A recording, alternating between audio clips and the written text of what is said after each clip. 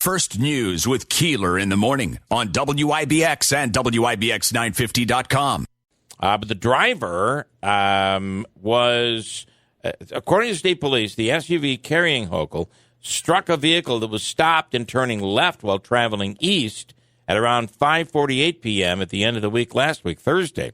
Hochul and an aide who had been passengers in the state police SUV were uninjured. The driver of the second vehicle, a 25-year-old from Poughkeepsie, was treated and released at the medical center there after complaining of neck and back pain. He learned early. You get hit by the lieutenant governor, oh, my neck is killing me. Right? Well, and when we say the lieutenant governor, but it's the state police, right? It's the driver, yeah. Hochul frequently travels the state. There's a little cha-ching going on. In her role as lieutenant governor, had attended a ribbon cutting for Dutchess Community College's new $16 million aviation education center earlier in the day. It's not clear whether or not the driver was flying, if you know what I mean, right? What else do I have here this morning? How about the bear that escaped at the Adirondack Wildlife Refuge? Did you see this? It's a good-sized bear, too. It's like a 4-year-old bear. I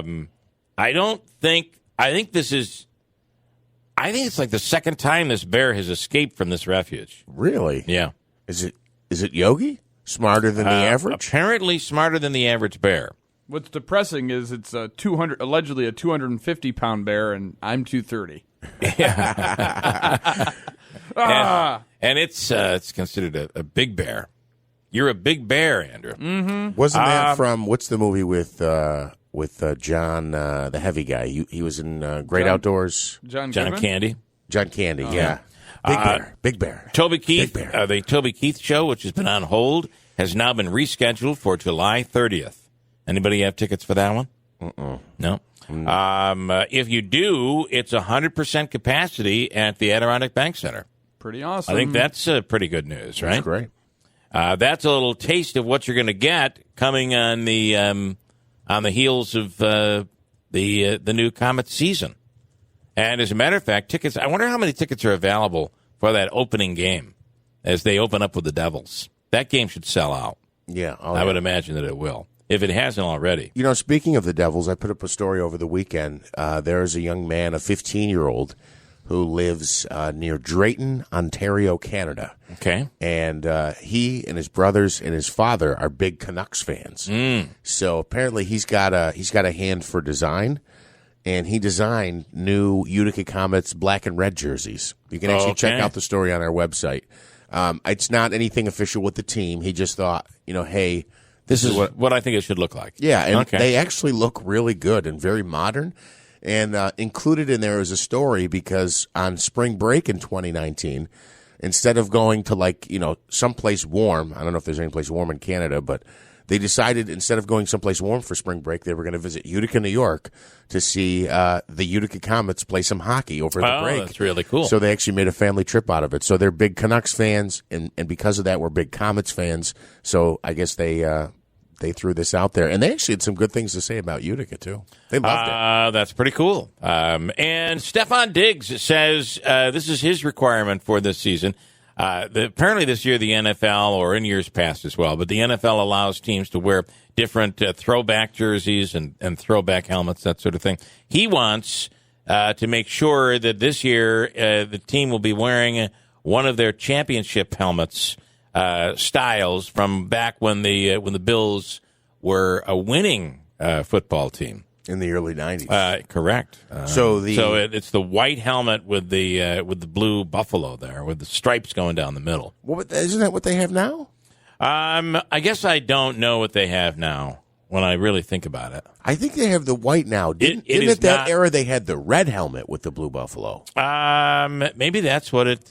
Maybe that's what it was. I got to go back and look at an old Jim Kelly picture. We'll bring that up. So I think anyway, that's what he's calling for. The real change now is that the solid color, the helmet color today is white, and it used to be red. The real change now is that the Bills are expected to perform well. Oh, right? That's true. Well, that was true in the early 90s as well. It was. I mean, the Bills were dominant, going to 4 straight and losing Super Bowls. But the reality is, for the first time in a long time, it's not just people expect the Bills to perform well this season. They expect the Bills to perform well this season. Yeah, absolutely. That's a little bit of pressure right there. You better be good because you have the pieces put together. A spectator is on the run after causing a massive crash at the Tour de France. Did you see the crash? Now, they were saying he might have intentionally run into them. A spectator with a cardboard sign caused a massive crash at the Tour de France that took out at least one rider on Saturday. They've not caught her as of yet, but when they do, they plan to sue her. Here's a little audio. A little closer than 126 as they've gone under that banner. Oh, there's a massive crash there. What has happened? Right on the side of the road there. Look at this. I don't know what happened there. Maybe they clipped the crowd, but whatever has happened, they are in a right mess down there at the moment now. How many riders? That is a massive crash, Bob. It was a jumbo Visma ride. Oh my goodness me. Oh, it was the sign that the rider in front hit, and that is the result. It's kind of like he was a big fan of the Hindenburg call. Look, this is very serious, and I hope everybody's fine, and I hope this woman then spends a lot of time in jail for what she did. But just listening to him, oh, the humanity! Watch out for the sign. I wonder if she's responsible, even if she didn't intend to do it. I mean, you can still sue somebody for being stupid. You can, right? You absolutely can. It's the difference between litigation and jail time, I think. Yeah. Okay. Well, in this case, they want to sue her. Yeah. So I guess she could be arrested. I don't know. There's a grocery chain cooked 13,000 pancakes in one sitting for the Guinness World Record. These records, how are these records passing? Some of these are so ridiculous. But I guess the 13,000 pancakes How is a good anybody one. in this world still hungry when this guy's eating 13,000 pancakes in What a one waste. sitting? They weren't eating them. The chain cooked 13,000 pancakes. Okay. I say, how is it any different than the record that I still am a part of, and that is the world's largest jelly donut. That record still exists. That wasn't edible, though, was it? Yes, everything has to be edible. Yeah. Did you guys eat it? I didn't eat it, but people had to be able to eat it. That's part of the rule. It has to be edible. And it was edible. Okay. And it was pretty tasty with the powdered sugar and the jelly and all that stuff. It was enormous. A lot of jelly. How do you get the jelly into it? Look. Well, you poured it in. Yeah. I mean, you have to understand the secret. I can't give up the secret because if you give up the secret, I've had people call me and say, would you just please tell me how you guys were able to come up? How'd you make it? How'd you get the jelly into it? Right. And I would not tell them that. What you want me to tell you how to break our record? No. But I mean, let me just say this. It was perfect for being made in Utica. Perfect that it was made in Utica. Donato's Bakery and Hemstraut's came together with us and created this. And they were able to come up with a way to make a jelly donut, and it worked. And it was a cooked jelly donut? Because you got to cook a jelly bun, right? No. It could be cooked and assembled afterwards. So every piece was cooked before it was. I don't want to talk anymore. I'm already giving it away. You're giving it away. You're I'm giving it away. Keep talking. I even remember this was back to like 1992 or 93. And Polaner's Jelly donated all the jelly for that. For the world's largest jelly donut, which was made in order of honoring Elvis Presley's birthday in January. Oh. Well, I have bad news. I know a young man. He's about 20 years old. He's been bullied quite recently. He recently went on one of these soul-seeking missions into the mountains of Montana. But his goal is to break your jelly bun record. So. Oh, he tried. Did you succeed? These are lies. Yes. These are lies pushed by the liberal left-hand media. Billboard's list of the greatest driving songs of all time. Oh, I can't wait to hear this. Yeah. Any good driving songs you guys can think of? Grand Funk Railroad, we're an American band. The Who, Eminence Front. Oh, I love that on the road. Okay. I do like Running Down a Dream. That's a good one. By Tom Petty. That'll make you go fast. Long Time by Boston. Okay. Afternoon Delight by the Starland Vocal That's Band. one of my It's not a favorites. driving song, That'll Angelo. get you going. Okay, here are the top three according to Billboard magazine. Here we go. I Can't Drive 55 is going to be on that list.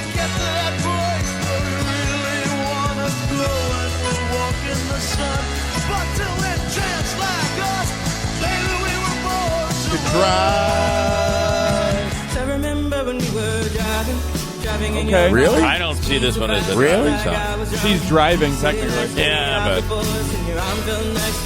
Is it a song you drive to or a song about driving? That's the key. so technically it's songs that are about driving. Yeah. Not songs Not you want to songs drive that you to. want to drive to. Ringo Starr had sued the makers of a sex toy called Ringo. But they finally settled out of court. The makers of the toy say they'll avoid activity that would cause confusion. From now on, they'll leave a space between the ring and the O. It'll no longer be Ringo. But isn't that interesting? He's trademarked Ringo. Yeah. Ringo Starr has trademarked Ringo. I thought you were going to say the manufacturer has settled the lawsuit. Going forward, they'll call the device the McCartney. Peace and love. Peace and love. Yeah, it's Ringo right there. I believe he spells his name with two R's. The star is two R's. Yes. I wonder if he's trademarked that too. Nobody can do that. And Skid Row singer Johnny Solinger died on Saturday.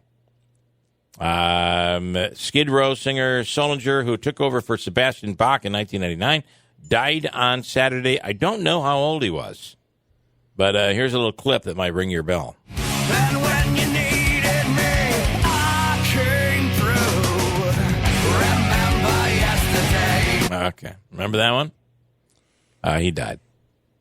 And a Spectator, we mentioned that. The longest running TV shows that are still on the air. General Hospital tops the list of the longest running TV shows that are still on the air. It's been running for 58 years now. Have you seen what's going on in these soap operas? They have to recycle plot points at some point. Well, they may, but they get away with some. It's like soft porn, I'm telling you. It is really something. What is the second oldest TV show still on the air? It's got to be Grey's Anatomy's got to be getting up there. It is Days of Our Lives. 56 years. The soaps. Followed by what is the third longest running TV show? The Simpsons? It is not The Simpsons. It's not even close. Another soap? It's not another soap. It is Sesame Street. Which makes sense, right? Well, how often does the show have to be on television for it to be considered? Because Sesame Street, I know this having a 5-year-old. A couple of years ago, the only place you can get it, first of all, was HBO. And I feel Technically, like it would still run. there was only... But they changed that. They made sure that Sesame Street was still available free. Okay. Yep, there was a big controversy over that when they initially started doing that on HBO. I think I was part of that So controversy. 58 years is General Hospital. 6 years is Days of Our Lives. Sesame Street has been around for 52 years. So that's going to be a record that's going to be very, very hard to beat. Although The Simpsons, which came around in the 90s, right? It would have been in the early 90s, early to mid 90s, The Simpsons. Yeah, I think we're 26 or 27 years. Long way to go because General Hospital, Days of Our Lives, and Sesame Street are all still on the air. And when you say it's going to take some time to do that, I agree. I'd say it'll take at least 50 years. Yeah, it's going to take a while. Yeah, it's going to definitely take a while. All right, coming up next hour, what is Shad Crow is on for? What do you have? So we're still waiting to hear back if that's going to happen, but he is with Utica College. He's their safety and preparedness. I know that part. For those who don't know. Okay. Utica College is requiring all students who wish to return to campus to be vaccinated. So they've made that in the move. upcoming school year, yes. Along with other schools, I think you're seeing it. And what kind of reception is that getting? Are people bothered by that? I don't know. I haven't spoke to many new college people. Hey, but you're a college student. You're old enough to get a vaccination. Angela, is your school requiring vaccinations? So the way Emerson has it set up is they're not officially requiring it, but it's either you get the vaccination or you have to write an essay, like a whole like letter. Yeah, but you it can't said be that. written by like a parent or your healthcare provider. I, Angelo DeGiorgio, would have to write. Here's why I don't need to be yeah, vaccinated. Exactly. Okay. Or don't need it or don't want it. Well, it could be Or like for either. religious reasons. Yeah. It could be a religious. And did you say? I think you said it can't be for religious reasons. The No, essay. it can. Oh, it can be. Yeah. Okay. But again, they're clearly trying to make it as much as they can to convince you just to How get it. long does it have to be? They didn't specify, but I'm assuming if you just wrote a paragraph, they wouldn't be pleased. Oh, you Because know I what? don't think Yeah, they- and then they can say to you, "No, sorry, you can't come." yeah. Right. I can get you about 250 words on this by the end of the day. How much you want? So we could all write it. Yeah, we could write it together. No. We all. But I got to tell you, my daughter's changing schools. So her former school is requiring it, and the new place she's going to is requiring it. Syracuse University requiring the vaccine. All SUNY schools requiring the vaccine. And you wonder, why isn't Cuomo requiring at least students, if it's eligible, you have to get the vaccine in schools? And somebody was arguing with me over the weekend about this. They can make you. They can make students. The same way you have to have a polio shot or whatever shots you have to have for your kids to go to school. The reason, though, is because 10 and under or 9 and under are not eligible for the shot yet. I think that's what's holding them off. They haven't really tested that a lot. Yeah. It will be interesting to see what happens. Now, if you're a teacher, I think you also have to have the shots. But they're not requiring this flu shot I guess it's like a flu shot. Oh, Bill. They're not requiring any of this stuff for teachers either. So I find that to be kind of There's your interesting. Republican stripes. You called COVID-19 the flu. Well, I wonder if this vaccine, and I'm going to knock on wood right now, you realize it's a coronavirus vaccine, and the common cold is a coronavirus. Do you see people with colds anymore? I haven't seen anybody with a full-blown, outright cold. I'm surprised I haven't had one yet. I'm saying, right? Every year. And is it possibly that that COVID is helping diminish the cold? Because nobody's wearing masks anymore. Yeah. I had an illness, but I wouldn't consider it a cold. It wasn't like runny nose. You were it sick. wasn't though. cough, but it was stomach. sick. But You had the bug going around. So But it anyway, wasn't, you kind of wonder. Okay, I got a break, and we'll do news coming up next hour. Rachel Sutherland on the infrastructure deal. John Decker, when we ended the week last week, said he does not see this thing going forward, and I think he's probably right. But Biden is trying to push it hard with a group of senators to cut the deal. We'll get the latest as we start off the week with Rachel Sutherland. Jackie Izzo, the mayor of Rome, is coming on, and they've got some things that they've put together over there, which are pretty cool. And we'll get an update on Honor America Days and what they're going to do there. Dr. Kent Hall is on Are Things Getting Better? Cuomo out over the weekend talking about the next virus. Already? We haven't gotten over this thing yet. He's talking about another virus. What in the hell's going on there? And as we there mentioned, must have been rumors of another accuser coming forward. That's right. We got another virus here. Chad Crow and Luke Perry will get an update on the Tenney race for Congress and what's the district going to look like. That'll be kind of interesting.